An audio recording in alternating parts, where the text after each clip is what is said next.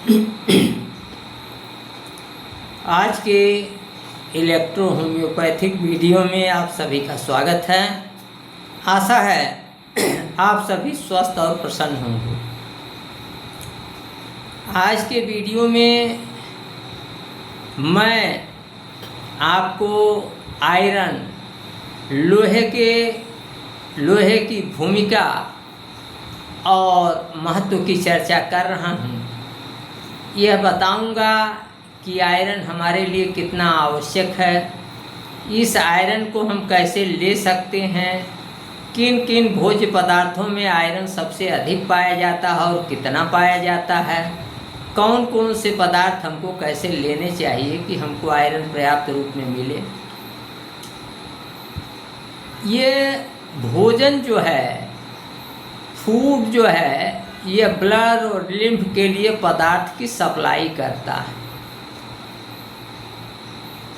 और भोजन में जो आयरन होता है ये आरबीसी को, लाल रक्त कणिकाओं को लाल रंग प्रदान करता है और ये ऑक्सीजन को भी बॉडी में एक स्थान से दूसरे स्थान तक पहुंचाता है।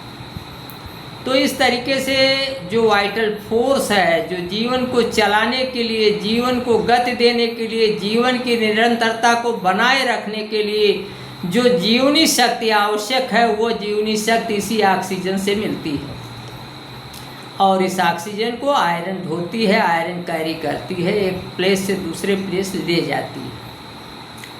तो ये जो आयरन है, अगर ये प्रॉपर मात्रा में ब्लड में ना हो, बैलेंस्ड ना हो ब्लड में, तो हम स्वस्थ नहीं रह सकते हैं।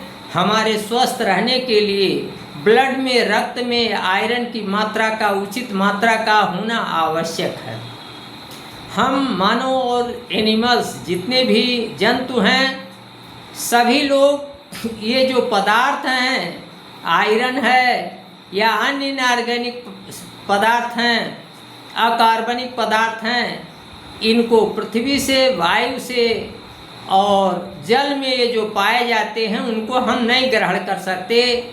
हम जंतुओं के अंदर इसका एसिमिलेशन नहीं हो सकता, लेकिन जो पौधों के अंदर भोज्य पदार्थ होते हैं, जो आयरन होते हैं, जो इनऑर्गेनिक सब्सटेंस होता है, उसको हमारी शरीर आसानी से ग्रहण कर लेती है, उसका एसिमिलेशन, उसका चयापचय हो जाता है। तो इसी नाते पौधों में जो आयरन पाई जाती है, खाद्य पदार्थों में जो आयरन पाई जाती है, वो माइन्यूट, सूक्ष्म मात्रा में और प्योर होती है। इसी नाते पौधों में पाई जाने वाली आयरन का, इनऑर्गेनिक सब्सटेंसेस का एसिमिलेशन, चयापचय हमारे शरीर में बहुत आवश्यक है। इसी तरीके से आयरन युक्त भोज्य पदार्थों को हमको अपने दैनिक जीवन के भोजन में अवश्य ही जो है इसको शामिल करना चाहिए। जहाँ तक किन किन पदार्थों में, किन किन भोज्य पदार्थों में, किस किस फूड में आयरन कितनी मात्रा में पाया जाता है, इसको बताता हूँ। एक वयस्क व्यक्ति को लगभग एक दाने, एक ग्रेन आयरन की ज़रूरत रोज़ दिन प्रतिदिन है। प्रत्येक एक दिन की ज़रूरत जो है, एक ग्रेन जो है आयरन की है, एक दाने आयरन की है, एक ग्रेन के बराबर आयरन की है। अब आप देखेंगे कि जो चावल है, इसमें 1 पाउंड में, यानी 450 ग्राम चावल में, 1 पाउंड चावल में, राइस में 1 ग्राम, यानी जितनी हमारी आवश्यकता है उतना आयरन है।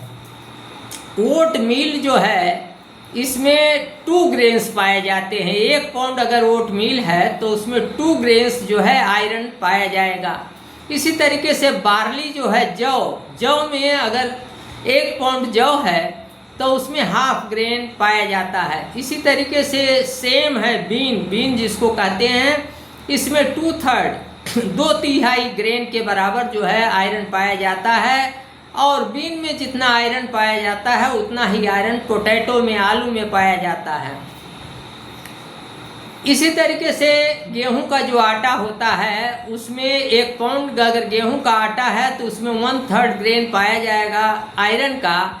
लेकिन अगर ये खुश्क के साथ है, यानी जो इसके ऊपर मोटा छिलका होता है उस छिलके के साथ है, चोकर के साथ है अगर ये, तो लगभग 1 ग्रेन के बराबर ये हो जाता है। तो इस तरीके से आप देखेंगे कि राइस में अगर 1 ग्रेन पाया जाता है, तो अगर हम उसी तरीके से गेहूं को खुश्क के साथ, यानी वो जो उसमें चोकर है, चोकर सहित अगर इस्तेमाल करते हैं तो उसी के बराबर इसमें भी हमको आयरन मिल जाता है। इसी तरीके से अगर 1 पाउंड आपका सेव हो तो 1 पाउंड सेव में 1/3 ग्रेन जो है आयरन का होता है। और मिल्क जो है, दूध जो है, अगर 1 पाउंड है, 450 ग्राम अगर दूध है तो उसमें 1/5 ग्रेन आयरन का पाया जाता है।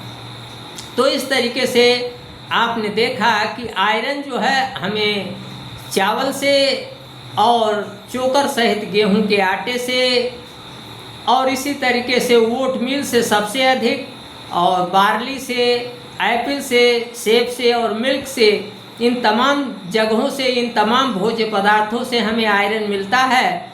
और हमारे दैनिक आवश्यकता का जो आयरन है 1 ग्रेन, यदि हम इन खाद्य पदार्थों को लेते हैं, अपने दैनिक जीवन के भोजन में शामिल करते हैं, तो हमारे आयरन की आवश्यकता जितनी है 1 ग्रेन की, वो पूरी हो सकती है।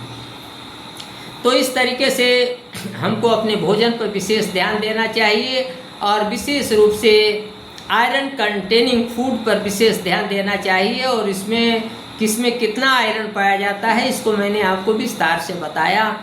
और इसीलिए मेरी सलाह है कि अगर आप गेहूं का आटा खाते हैं तो उसे चोकर सहित इस्तेमाल करें तो अधिक वो लाभकारी है। आपको डबल आयरन सप्लाई करेगा। जहां हाफ व्हीट फ्लोर में 1/3 ग्रेन होता है, वहां तो 2/3 और हुस्क में बढ़ जाएगा, तो उससे आपको बहुत लाभ होगा। इसी तरीके से चावल में भी आयरन बहुत है और ओट मील में तो सबसे अधिक है, और जौ में भी, बार्ली में भी हाफ ग्रेन है 1 पाउंड में।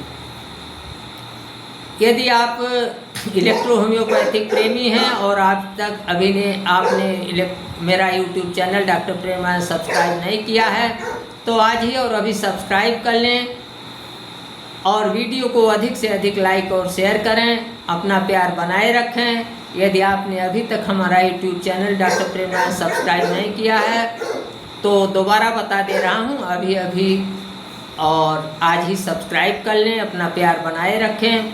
आज की वीडियो में इतना ही। अगले वीडियो में फिर मिलूँगा। नमस्कार, मैं डॉक्टर प्रेमानंद।